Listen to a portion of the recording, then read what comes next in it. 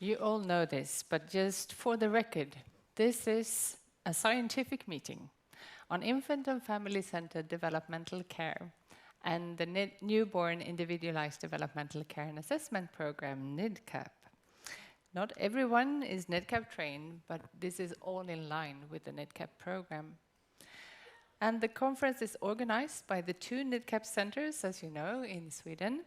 It's the Karolinska NIDCAP Training and Research Center that founded this meeting in 2009, and the Lund-Malmö NIDCAP Training and Research Center. We should not forget Malmö. And this is the 14th conference. And we already said that it's 150 participants registered here and 70 online. And today we acknowledge that the month of March and March 20th is the World NIDCAP Day, when we celebrate the important work from NIDCAP trained staff, NIDCAP centers and NIDCAP leadership all over the world, and we highlight the importance of providing NIDCAP care for all hospitalized newborn infants and their families. Last year in Lund, this conference was partly held as the inauguration of the Lund-Malmö NIDCAP Center. And Heidelise Als, the founder of NIDCAP and the non-profit organization NIDCAP Federation International, NFI, was presenting on the importance of keeping babies and parents always together. And we all know how important Heidelise Als have been for the development of individualized developmental care for newborn infants in the NICU, and for how we see the infant, how we listen to the voice of the infant, and how we care for the baby in a relationship-based way, together with and in partnership with the parents. And this year we will devote the whole day, the whole meeting, to this theme: how to keep newborns and their babies, newborns and their mothers, always together. And how we can care for newborn babies together with their parents in skin-to-skin contact, and with the organizational health care model, Newborn Couplet Care, for serious separation from the time of birth.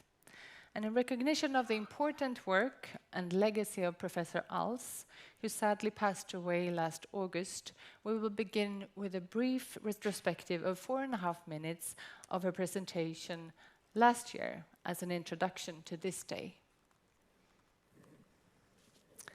So Stina, when she invited me, gave me the task to speak about the importance of always together, and what that means in terms of the Newborn Individualized Developmental Care and Assessment Program. Each infant is an opportunity for rebirth of the parents, for rebirth of the caregivers, and for rebirth of all of those who have the good fortune to meet the newborn baby.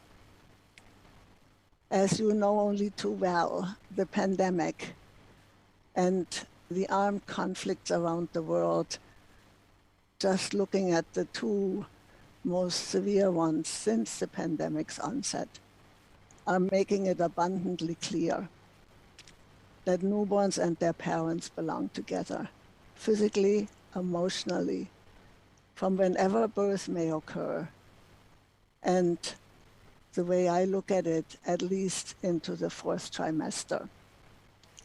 The 4th trimester as an outside of the womb period of intense development, a biological bridge from fetal life to preparation for the real world.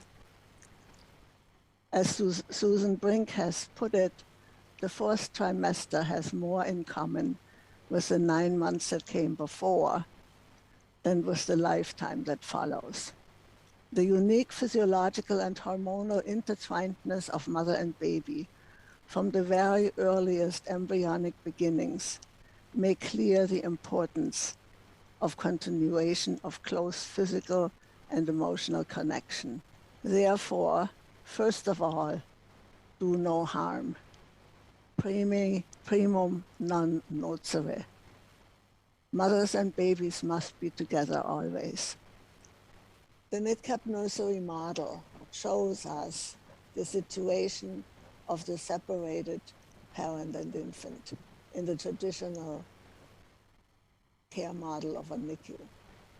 That regaining that opportunity to hold that baby close, to be with and be the buffer and surrounder for that baby as the world impinges on the baby, supported and nurtured by the professionals and staff, is so critical. Only then is our nurseries doing their jobs. Only then is our society living up to the importance of supporting the development of the next generation of children. Each baby from the start is a person and needs to be known by someone. Foremost the baby and the parent. Never mind whether that's during the pandemic or not. Foremost a baby and the parent. It's hard to say never mind whether born in times of war. We see these parents, these mothers, doing their all to regain their baby, no matter where they find themselves, to hold that baby close, to nurture and nourish that infant with bombs falling around them. The baby's born in shelters and the mother holding, protecting, supporting her baby here in her damaged house. The mother who tells the onlooker, we shall call her freedom. Despite all she shows us her closeness and her pride in her baby. Always together makes all the difference for all involved. Thank you.